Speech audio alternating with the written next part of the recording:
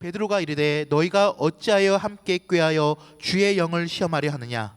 보라, 내 남편을 장사하고 오는 사람들의 발이 문 앞에 이르렀으니 또 너를 메어 나가리라 하니라. 곧 그가 베드로의 발 앞에 엎드려져 혼이 떠나은지라. 젊은 사람들이 들어와 죽은 것을 보고 메어다가 그의 남편 곁에 장사하니 온 교회와 이 일을 듣는 사람들이 다 크게 두려워하니라. 사도들의 손을 통하여 민간의 표적과 기사가 많이 일어나매 믿는 사람이 다 마음을 같이하여 솔로몬 행각에 모이고 그 나머지는 감히 그들과 상종하는 사람이 없으나 백성이 칭송하더라. 믿고 주께로 나온 자가 더 많으니 남녀의 큰 무리더라. 심지어 병든 사람을 메고 거리에 나가 침대와 요 위에 누이고 베드로가 지날 때 혹 그의 그림자라도 누구에게 덮일까 바라고 예루살렘 부근에 수많은 사람들도 모여 병든 사람과 더러운 귀신에게 괴로움을 받는 사람을 데리고 와서 다 나음을 얻으니라. 우리들 인사하시는 것처럼 옆에 분 보시면서 한번 이렇게 인사하실까요? 너무 걱정하지 마십시오. 다 잘 될 것입니다. 인사하겠습니다. 아멘이시죠? 네, 그냥 해보는 말 아니시죠? 네, 정말입니다. 여러분, 인생에 크고 작은 수많은 문제, 인생의 염려들, 걱정거리들 가지고 너무 고민하지 마시고 그것 가지고 막 움츠려들지 마시고 그것 까닭에 하나님께 더 가까이 나아가고 하나님께 기도하셔서 여러분의 그 마음들 또 인생의 문제들을 하나님께서 다 해소해 주시고 걱정 근심이 없이 하나님께서 늘 평안케 기쁨의 삶을 주시는 그 은혜들을 마음껏 누릴 수 있는 성도들이 되기를 주의 이름으로 축원합니다. 여러분, 인류의 역사는 한마디로 정의한다면 전쟁의 역사다라고 말을 해도 과언이 아닙니다. 세계 모든 역사는 전쟁의 흔적으로 얼룩져 있습니다. 어느 나라든 어느 곳이든 어떤 사람이든 이 전쟁의 역사, 그리고 인류가 처음으로 전쟁을 시작할 때만 해도 그 무기는 사람들의 힘이 무기였어요. 얼마나 힘이 있느냐에 따라서 상대방을 제압하는 숫자나 속도가 달라졌을 거라고요. 그래서 옛날에는 강인한 사람이 대우를 받았습니다. 힘 있는 사람, 강인한 사람이 대우를 받았단 말이지. 그 이후에 청동기가, 이 청동 문화가 발견되면서 전쟁의 무기가 달라지기 시작합니다. 칼이나 창이나 방패나 화살 등으로 사용을 했단 말이지. 그런데 여러분, 이러한 무기 역시 전쟁의 도구였긴 하지만 큰 위협을 주지는 못했어요. 그러다가 1800년도에 새로운 무기가 발명됩니다. 그것이 뭐죠? 다이너마이트라고 하는 무기가 발명되면서 그 폭탄의 위력으로 대량 살상의 시대가 시작됐어요. 그리고 지금은 전쟁이 지상뿐 아니라 하늘에까지 확대되면서 여러분, 핵무기가 온 인류를 공포에 떨게 하는 시대를 살고 있습니다. 이 핵무기의 파괴력이 여러분 굉장하잖아요. 우리가 생각하고 상상하는 그 이상의 힘을 가졌더라고요. 이번에 이 북핵 문제 때문에 핵에 대한 이야기가 참 많이 나오더라고요. 그 이야기 가운데 이런 이야기를 제가 듣게 됐어요. 2차 세계대전 때 히로시마에 떨어진 그 원자폭탄, 그 핵폭탄이 20톤급이었대요. 20톤급의 핵폭탄이, 그 핵폭탄으로 인해서 30만 명이 피해를 입었습니다. 30만 명이라고 하는 사람들이 피해를 입었어요. 그런데 지금은 그때보다 훨씬 더 그 무기가 발달해서 메가톤급의 핵폭탄이 지금 등장했다는 거예요. 그래서 그 뉴스에 어떤 이야기가 됐는가 하면, 만약에 그 메가톤급의 핵폭탄이 서울시청에 떨어진다면 어떻게 될까? 그것을 시뮬레이션 하는 겁니다. 어떤 영향력이 있을까? 그 메가톤급의 핵폭탄이 서울시청에 떨어진다면 200만 명이 순간적으로 흔적도 없이 모두 증발해 버린대요. 놀라시지도 않아요? 네, 200만 명, 상상할 수도 없는 위력이죠. 그리고 3km 이내에 또 200만 명은 후폭풍으로 인해서 고통을 받다가 죽게 된답니다. 그리고 9km 이내에 300만 명은 2주에서 6개월 사이에 모두 죽게 되어진대요. 게다가 서울의 모든 건물 거의 80%에서 90%가 완전히 파괴될 것이고, 모든 교통과 통신과 전기와 수도가 일제히 마비될 것이다. 또한 한반도의 건물과 자연 환경에 60%가 영향을 미쳐 결과적으로 1000만 명가량이 죽게 될 것이다. 그리고 거기서 끝나지 않고 그것이 바람을 타고 이 핵폭탄의 여진이 일본과 중국까지 날아가서 이웃 나라에까지라도 영향을 미치게 된다. 여러분, 정말 상상할 수 없는 어마어마한 위력이 아닐 수 없어요. 그래서 사람들이 보기에는 지금 이 지구상에서 핵폭탄보다 더 큰 위력은 없어 보입니다. 세상 사람들은 모두 그렇게 말하고 있고 그렇게 생각하고 있어요. 여러분도 그렇게 생각하십니까? 그런데 성경에서는 그것보다 더 큰 폭발적인 위력과 힘을 가진 그 무엇인가를 이야기하고 있어요. 그것이 하나님의 말씀입니다. 하나님의 말씀은 핵폭탄보다도 훨씬 더 강한 위력을 가지고 있는 거예요. 여러분, 하나님의 말씀은, 하나님의 말씀의 위력은 핵폭탄보다 더 큰 위력이 있다고 말해요. 그것이 바로 성령의 능력이에요. 우리가 오늘 말씀을 통해서 함께 살펴보려고 하는 성령의 능력. 성령은 능력이고, 능력하면 우리들은 성령을 떠올립니다. 여러분, 능력에 해당되는 이 성경 헬라어의 단어가 디나미스거든요. 디나미스, 능력. 이 디나미스라고 하는 이 어원에서 다이나마이트라고 하는 단어가 파생됐어요. 지금 세상에 이 폭발적인 힘을 상징하는 이 말이 성경에서부터, 성경에서 말하는 능력이라고 하는 것에서부터 나왔다는 거예요. 성령의 능력은 이 핵무기와 비교할 수 없는 위력을 갖고 있는 것입니다. 그래서 사람들은 핵무기보다 더 큰 능력 있는, 더 위력이 있는 이 성령의 능력을 사모하게 되었던 것입니다. 오늘 본문의 사도행전은 바로 그 능력, 성령의 능력이 어떤 것인가를 우리들에게 보여줘요. 그런데 보통 우리는 성령의 능력하면 어떤 신유라든지 어떤 방언이라든지 어떤 예언이라든지 그런 우리 눈에 보이는 신비적인 현상을 많이 생각하지만, 여러분, 성령의 능력이라기보다는 그것들은 성령의 은사라고 봐야 될 거예요. 사도행전에서 말하는 그 능력은 훨씬 더 내면적이고 아주 영적인 것인 것을 성경을 통하여 알 수 있습니다.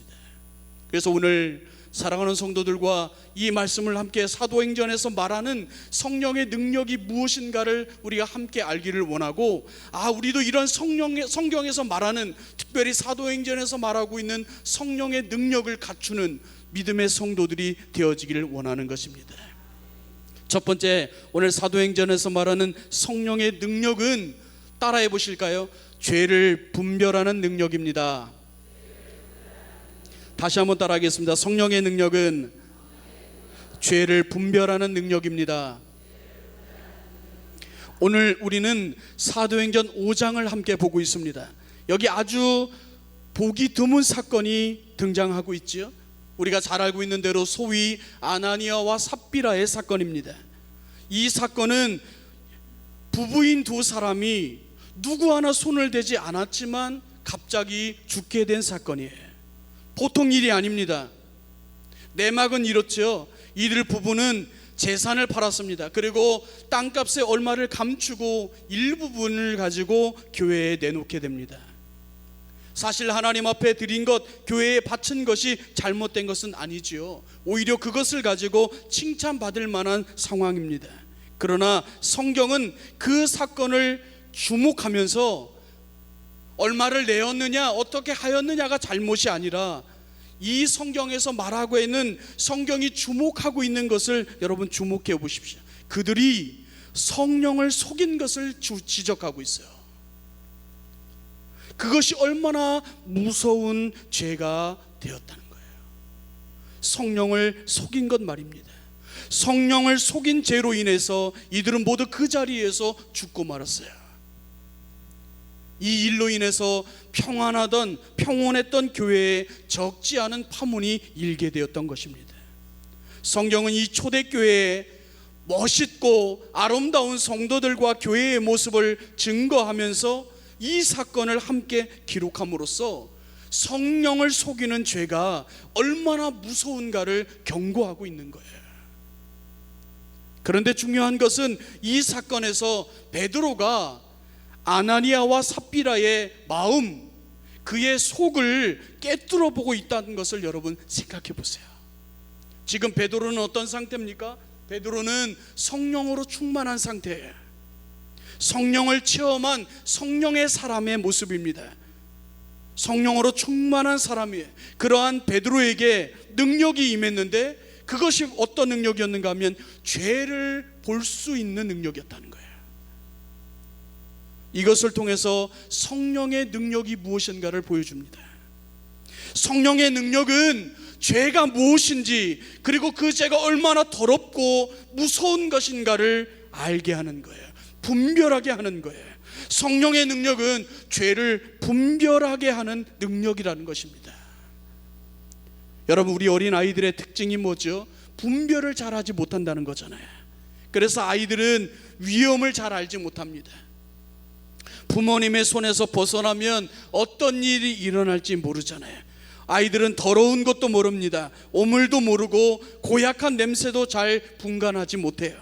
그러나 그 아이가 자라면서 조금씩 분별해내기 시작해요.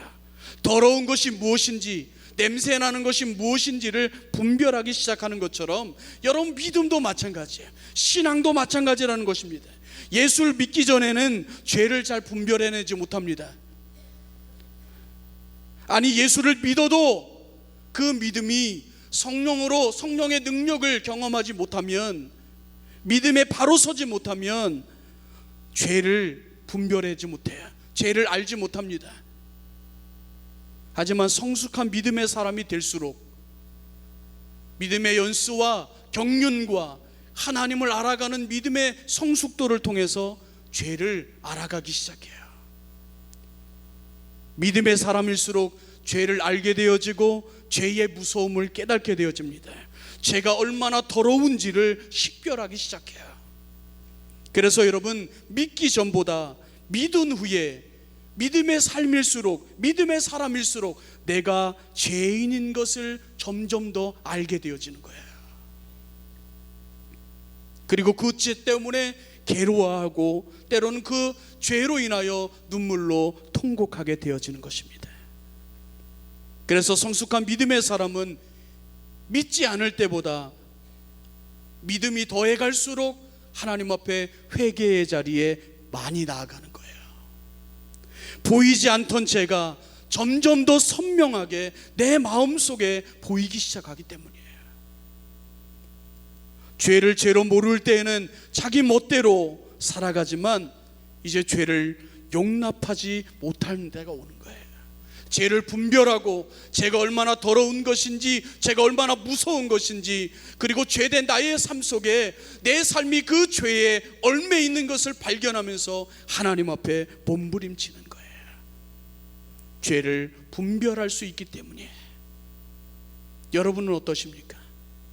여러분, 바로 이 능력이, 죄를 분별해낼 수 있는 능력이, 죄를 가감하게 거부하고 죄를 받아들이지 아니할 수 있는 결단이 여러분에게 있으세요. 아직도 그 죄가, 내게 어떤 죄가 있는지 알지 못하고, 내게 어떤 죄가 묻었는지, 어떤 죄가 내 삶을 오염시키고 있는지 전혀 무방비 상태에서 마치 나는 죄가 없는 것처럼 그렇게 살고 있는 것은 아닙니까?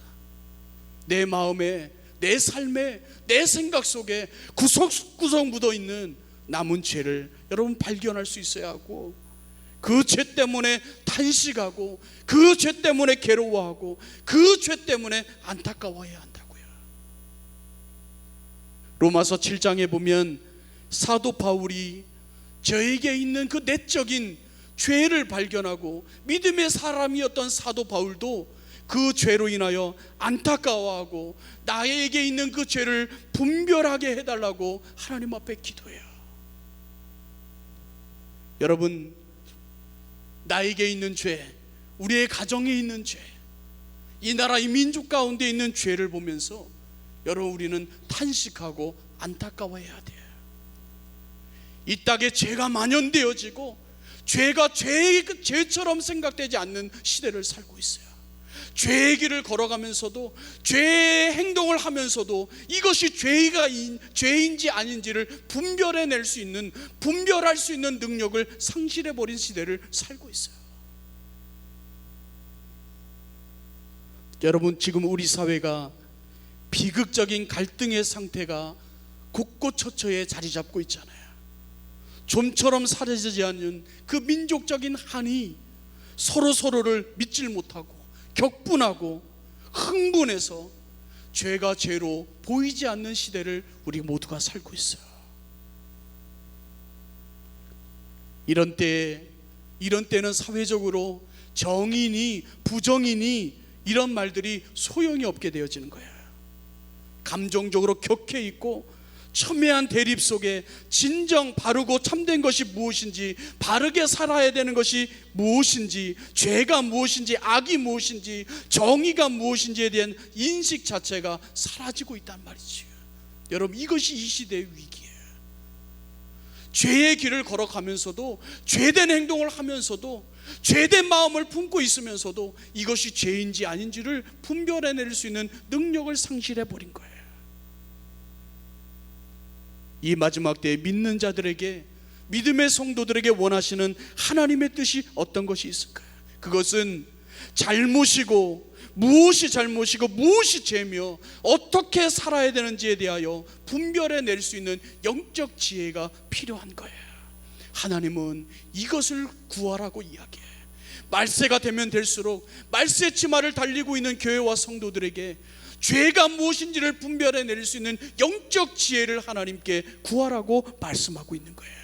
지금은 그 지혜가 절실히 요구되어지고 있는 시기예요. 성경은 이것을 능력이라고 말하고 있어요. 여러분, 이제는 정말 차분하게 그리고 침착하게 우리 자신을 돌아볼 필요가 있습니다. 나 자신을 하나님 앞에서 돌아보고 우리의 가정을 돌아보고 민족을 돌아볼 수 있는 영적인 통찰력, 영적인 분별력이 저와 여러분에게 있기를 주의 이름으로 축원합니다.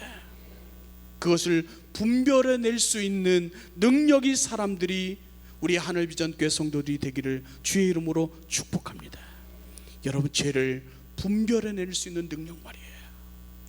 죄는 단호하게 거절하고 목숨 걸고 미워할 수 있는, 죄를 절대로 미워할 수 있는 단호한 결단력, 말세지 말에 꼭 그 필요한 능력이 우리의 것이 될 수 있도록 기도하고 그 영적 분별력이 있는 성도들이 되기를 다시 한번 주의 이름으로 축원합니다. 두 번째로, 성령의 능력은 칭송을 받는 능력이에요. 우리 같이 한번 따라 해볼까요? 성령의 능력은 칭송을 받는 능력입니다. 오늘 성경 말씀에 계속해서 말씀을 읽어보면 12절 13절에 이렇게 말하고 있어요. 사도들의 손을 통하여 민간의 표적과 기사가 많이 일어나매 믿는 사람이 다 마음을 같이하여 솔로몬 행각에 모이고 그 나머지는 감히 그들과 상종하는 사람이 없으나 백성이 칭송하더라. 여러분, 성령의 역사가 계속적으로 진행되어지면서 사람들에게 나타난 반응을 대표적으로 알려주고 있어요.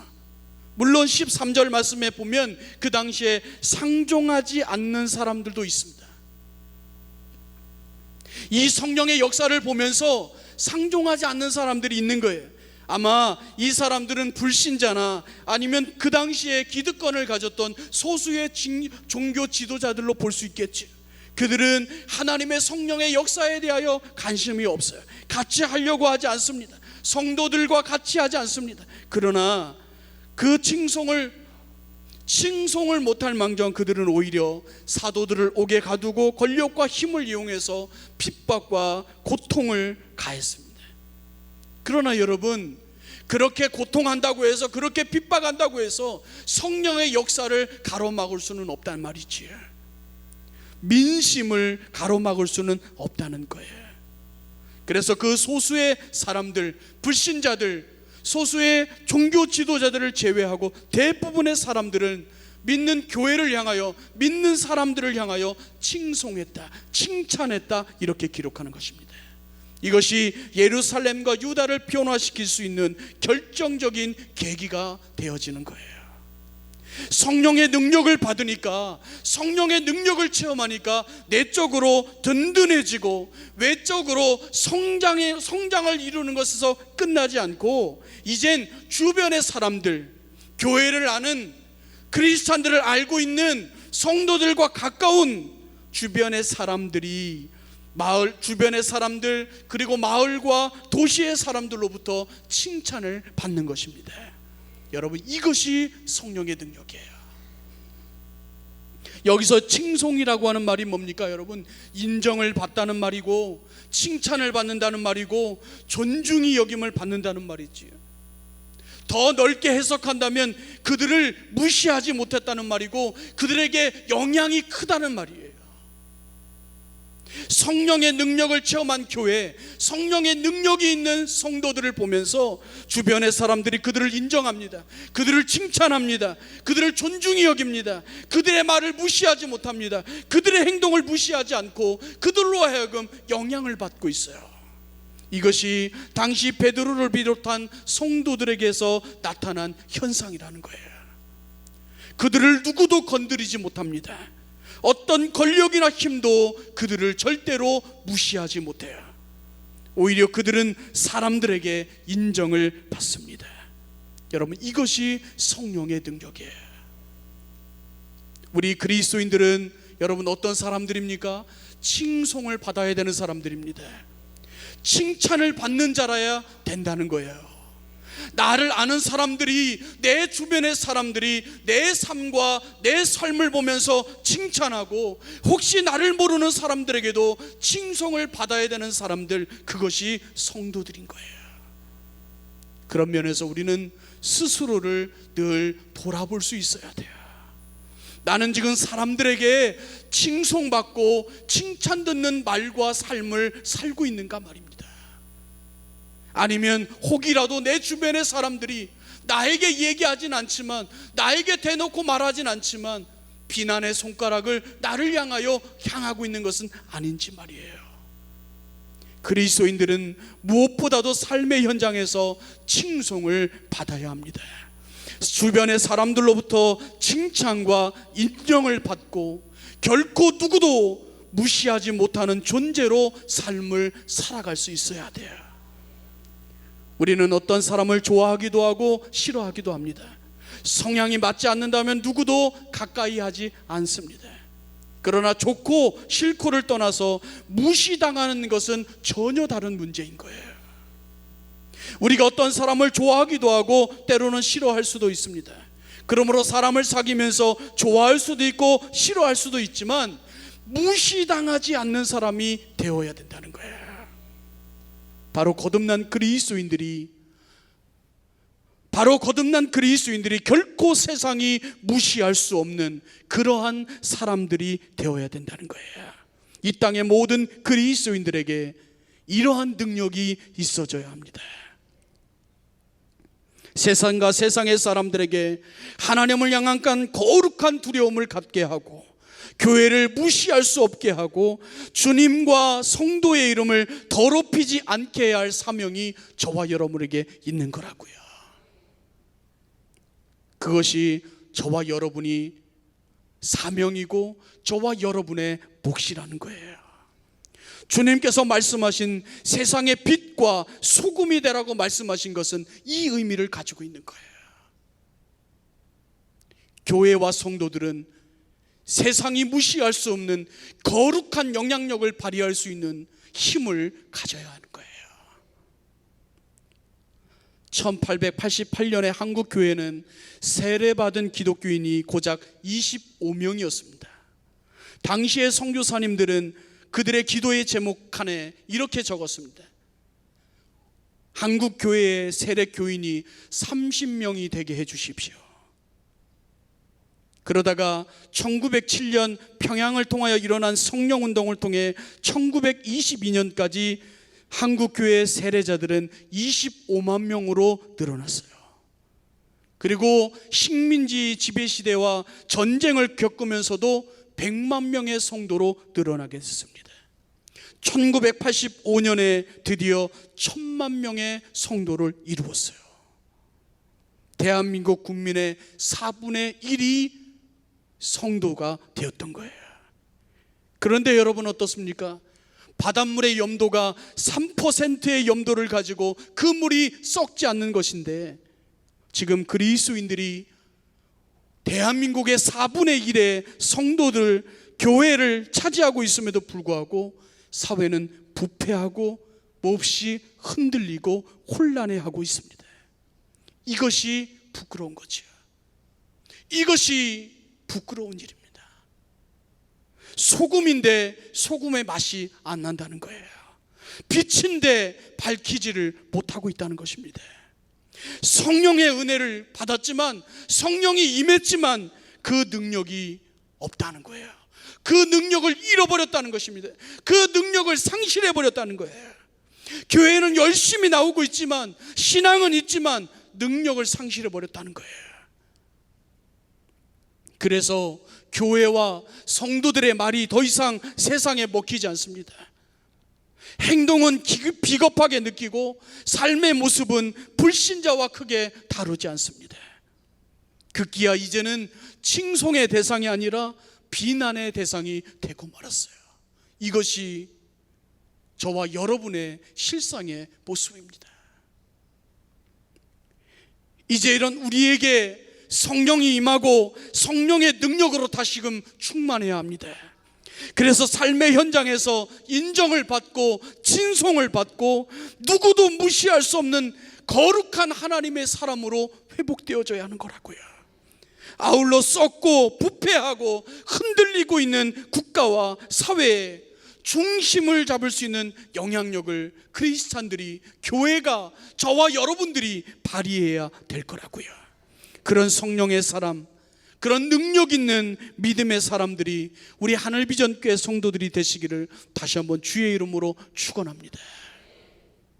마지막으로 성령의 능력은 살리는 능력입니다. 우리 같이 한번 따라 해보겠습니다. 성령의 능력은 살리는 능력입니다. 오늘 본문의 초점은 여기에 있습니다. 아주 이것을 중요하게 생각합니다. 지금 베드로가 사람을 살리고 있다고 하는 것을 강조하고 있어요. 여러분 15절과 16절의 말씀을 같이 한번 보시겠습니까? 오늘 본문의 말씀 15절 16절 같이 읽어보겠습니다. 시작.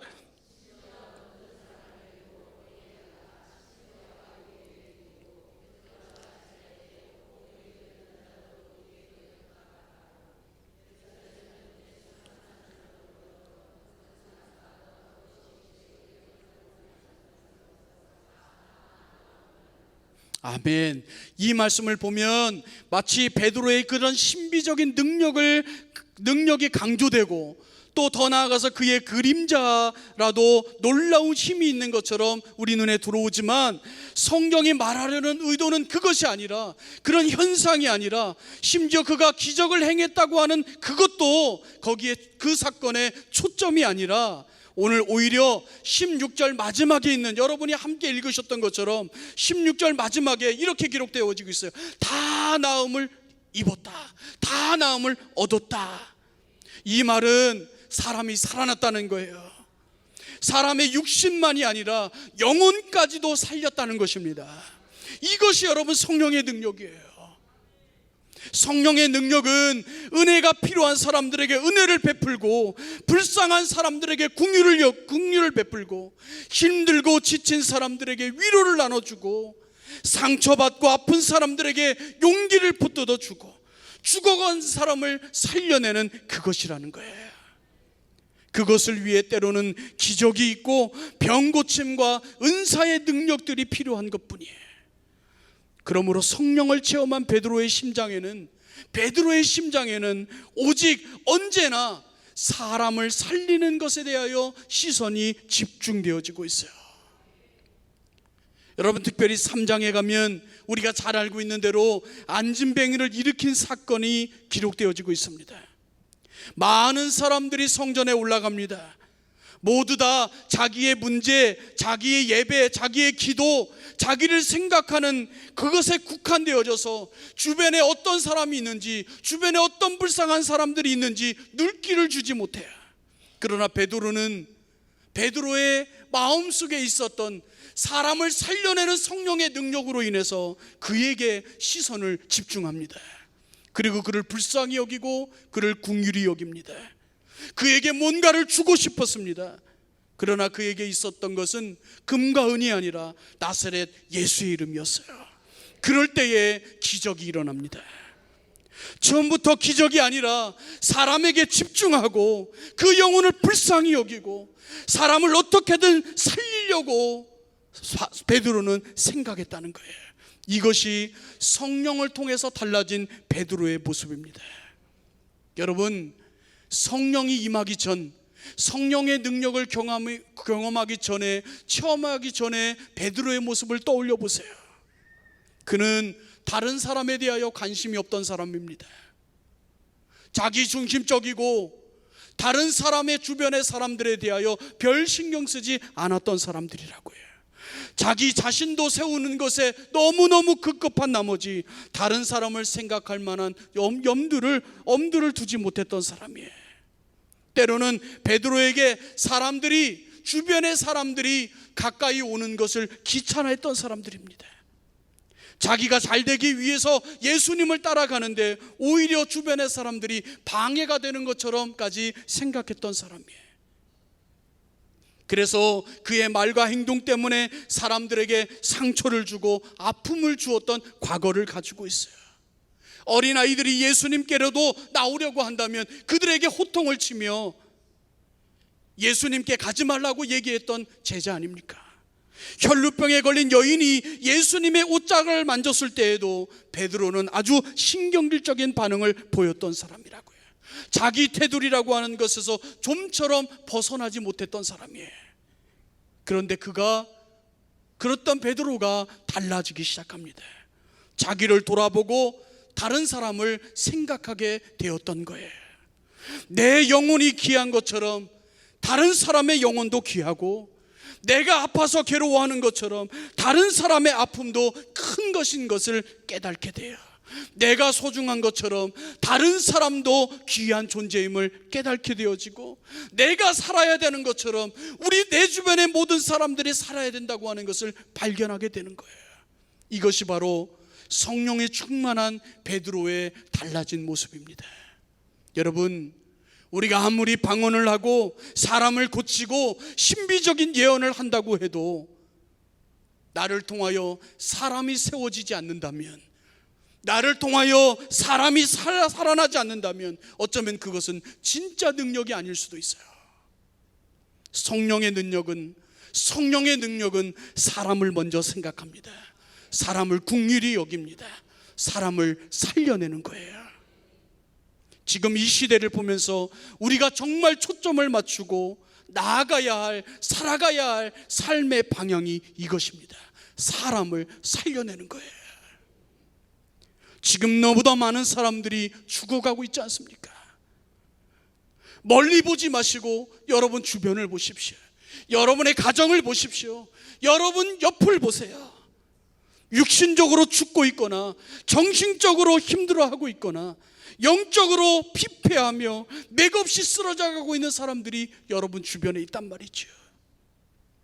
살아있는 사람도 있고 또 죽어가고 있는 사람도 있는 거예요. 저 공중권세 잡은 그 사탄과 세상은 사람들을 가만두지 않는 거예요. 사람을 살리지 못하고 죽이기 위하여 덤벼듭니다. 격려와 위로와 배려가 점점 사라지는 세상을 만들어버리고 있어요. 이 땅에 정의가 있는 것처럼 보이지만 그 안에 은혜는 없습니다. 그래서 삭막하고 답답하고 때론 무섭게도 느껴질 수밖에 없는 거예요. 여러분, 이 시대에, 바로 이런 시대에 필요한 것이 있다면 그것은 하나님의 은혜일 것입니다. 하나님의 은혜가 능력으로 우리의 삶에 임해야 합니다. 그래서 죽어가는 모든 사람들을 살려내야 될 거라고요. 육체를 살리고 영혼을 살리는 그 생명의 역사가 일어나야 할 거라고요. 그렇습니다. 여러분, 오늘 사도행전에서 말하고 있는 성령의 능력은 우리가 생각하는 것보다는 훨씬 더 내면적입니다. 눈에 보이는 것이 전부가 아니고, 성령의 능력은 죄를 분별하는 능력이고 칭송을 받는 능력이며 사람을 살리는 능력이에요. 저는 우리 하늘비전교회 성도들이 이러한 성령의 능력을 소유하여 여러분을 통하여 여러분 주변의 사람들이 살아나고 회복되어지고 치유되어지는 놀라운 생명의 역사들을, 놀라운 생명의 영향력들을 발휘하며 살아갈 수 있는 믿음의 교회와 성도들이 되기를 다시 한번 주의 이름으로 축원합니다. 기도하겠습니다.